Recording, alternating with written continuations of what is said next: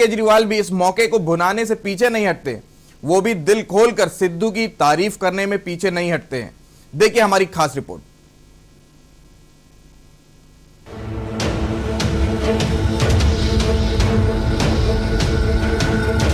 पंजाब में सीएम चेहरा ढूंढ रही आम आदमी पार्टी ने कांग्रेस के प्रदेश अध्यक्ष नवजोत सिंह सिद्धू पर भी डोरे डाले हैं। मंगलवार को अमृतसर पहुंचे आप संयोजक अरविंद केजरीवाल ने सिद्धू की जमकर तारीफ की। केजरीवाल ने कहा कि सिद्धू की हिम्मत की दाद देता हूं कि वो स्टेज पर ही झूठ की पोल खोल रहे हैं। केजरीवाल के इस बयान से फिर पंजाब की सियासत में हलचल तेज है। केजरीवाल का सिद्धू प्रेम इसलिए अहम है क्योंकि अभी तक पंजाब में आपने सीएम चेहरे की घोषणा नहीं की है। चर्चा यह है कि पार्टी को अभी कोई बड़ा चेहरा मिला ही नहीं। इसको लेकर दुबई के चर्चित समाज सेवी एसपीएस ओबराय और बॉलीवुड स्टार सोनू सूद का नाम भी चर्चा में आ चुका है। अमृतसर पहुंचे अरविंद केजरीवाल ने कहा कि जब सीएम चरणजीत सिंह चन्नी ने कहा कि मैंने रेत माफिया को खत्म कर दिया है, रेत अब 5.5 रुपए फुट मिल रही है, ये सुनकर सिद्धू ने कहा कि ये गलत है और वे झूठ बोल रहे हैं। रेत अभी भी 20 रुपए फुट मिल रही है। सिद्धू ने यह भी कहा कि सीएम चरणजीत चन्नी जितने वादे और ऐलान कर रहे हैं वे सब झूठे हैं, लॉलीपॉप दिया जा रहा है। केजरीवाल ने कहा कि सिद्धू जनता के मुद्दे उठा रहे हैं लेकिन कांग्रेस उन्हें दबा रही है। पहले कैप्टन अमरिंदर सिंह और अब चन्नी उन्हें दबा रहे हैं।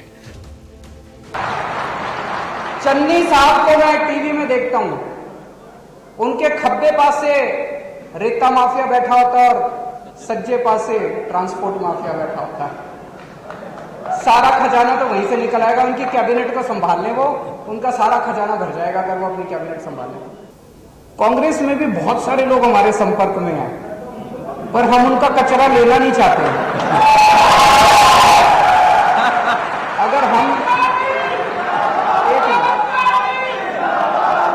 अगर हम उनका कचरा लेना चालू कर दे, आज शाम तक मैं चैलेंज कर रहा हूं, 25 कांग्रेस के एमएलए हमारी पार्टी में ये कंपटीशन ही करना है कि उनके कितने और हमारे कितने। हमारे तो 2 ही गए हैं। उनके मैं चैलेंज कर रहा हूं, 25 एमएलए और 2-3 एमपी हमारे संपर्क में, वो आना चाह रहे हैं। तो ये गंदी राजनीति है। सिद्धू ने कांग्रेस की लुधियाना रैली में संबोधित करते हुए कहा कि रेत अभी भी सस्ती नहीं हुई है।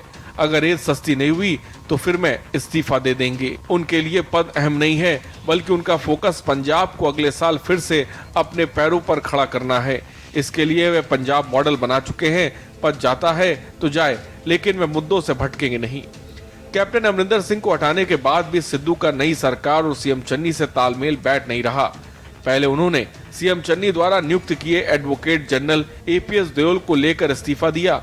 अंत में वह जिद पर अड़ गए और एपीएस दयोल को हटाकर सिद्धू की पसंद के एडवोकेट डीएस पटवालिया को एजी लगाया गया। सिद्धू अब डीजीपी को हटाने की भी मांग कर रहे हैं।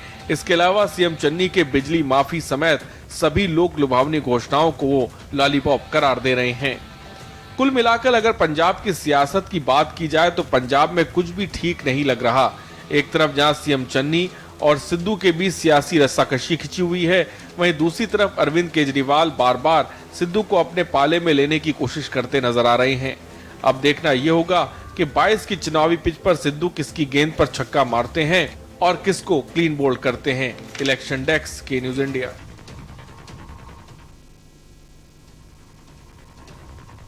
वक्त हो गया एक छोटे से ब्रेक का, जल्द हाजिर होंगे।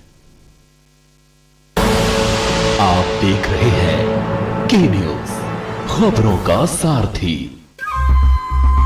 सुपुत्र मेडिटेशन गुरु बेहद नेक और पिताश्री थोड़े रंगीले, थोड़े दिल फेंक। दोनों के अलग हैं रंग, पर दोनों का एक अनोखा स्वाद। कमला पसंद, अनोखा स्वाद। सदियों से सुनते आए हैं, बेटे बड़े होके अच्छी सी नौकरी करना, अच्छी सी नौकरी करना।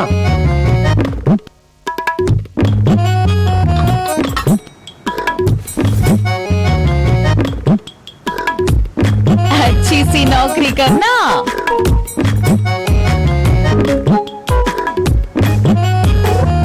अच्छी सी नौकरी करना।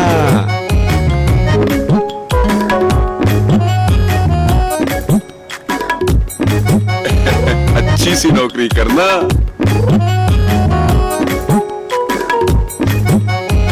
अच्छी सी नौकरी करना।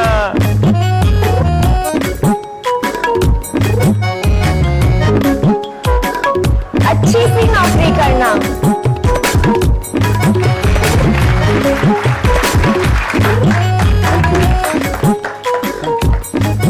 अच्छी सी नौकरी करना। अगर सब अच्छी नौकरी करने वाले बनेंगे तो नौकरी देगा कौन? बेटा, तुम अच्छी सी नौकरी देने वाला बनना। अगर भारत को दुनिया का नंबर 1 देश बनाना है तो आज हर बच्चे के अंदर एंटरप्रेन्योर माइंडसेट जगाना होगा।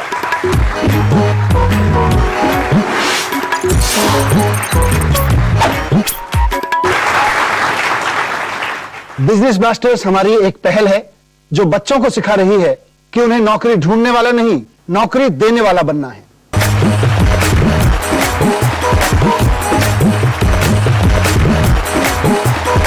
बिजनेस ब्लास्टर्स, छोटे बिजनेस स्टार्स, बड़े बिजनेस आइडियाज। 28 नवंबर से हर रविवार शाम 7 बजे आपके टेलीविजन पर। स्वाद और खुशबू में झूम के भाई लेके आए गोल्डी मसाले। गोल्डी मसाले, खुशबू और स्वाद ऐसा तो रिश्तों में गुस्सा कैसा। खुदी को आजमाया है तो ये अंदाज आया है।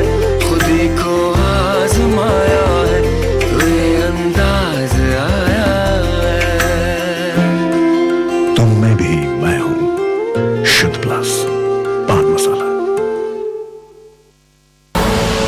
आप देख रहे हैं के न्यूज, खबरों का सारथी। दिल्ली में आयोजित अधिवक्ता सम्मेलन में दिल्ली सीएम अरविंद केजरीवाल शामिल हुए।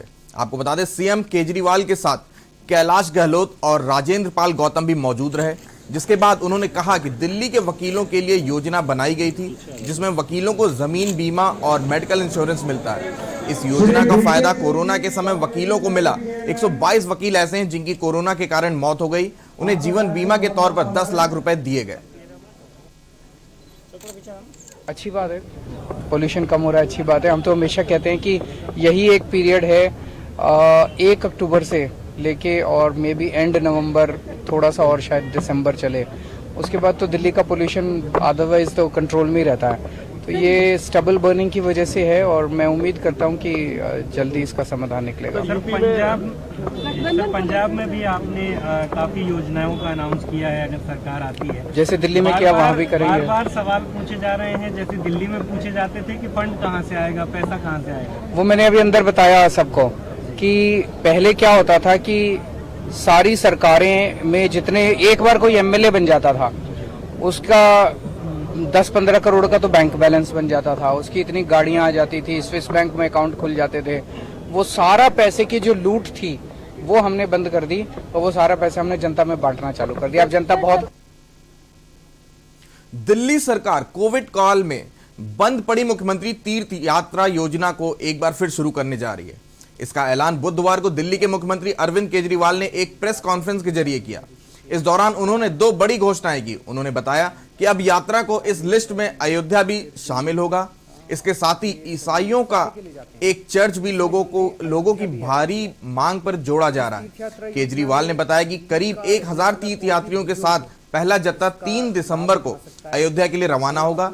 इससे पहले पिछले महीने दिल्ली कैबिनेट में अयोध्या को योजना में शामिल करने से जुड़े प्रस्ताव को मंजूर किया था। आज मुझे ये कहते हुए बेहद खुशी है कि दिल्ली से अयोध्या के लिए पहली ट्रेन 3 दिसंबर को जाएगी। उसके लिए रजिस्ट्रेशन चालू हो गए हैं। तो आप हमारी जो ई डिस्ट्रिक्ट का पोर्टल है दिल्ली सरकार का, उसके ऊपर जाके आप रजिस्ट्रेशन करा सकते हैं और जो लोग जाना चाहते हैं इसकी चिंता मत करना कि ज़्यादा रजिस्ट्रेशन हो जाएंगे तो आप रह जाओगे। एक को हर एक को मैं दर्शन करा के लाऊंगा। तो अगर ज़्यादा लोग हो गए तो दूसरी ट्रेन लगा देंगे, जो और ज़्यादा हो गए तो तीसरी ट्रेन लगा देंगे, हफ्ते भर बाद चली जाएगी दूसरी ट्रेन। तो लेके सबको जाएंगे, आप बिल्कुल चिंता मत करना। तो सब लोग अप्लाई करें। मैं चाहता हूं कि ज़्यादा से ज़्यादा लोग अयोध्या जी के दर्शन करने के लिए जाएं और अपने जो क्रिश्चियन भाई हैं उनकी डिमांड थी कि उनका कोई तीर्थ स्थान इस लिस्ट में नहीं है, तो उनके लिए भी मैं अच्छी खबर देना चाहता हूं कि वेलंकनी चर्च वो जाना चाहते हैं बहुत सारे क्रिश्चियन भाई। वेलंकनी चर्च को भी हम इस लिस्ट के अंदर ऐड करने जा रहे हैं जल्दी, और वो भी अपने मर्जी के मुताबिक तीर्थ यात्रा पे जा सकेंगे।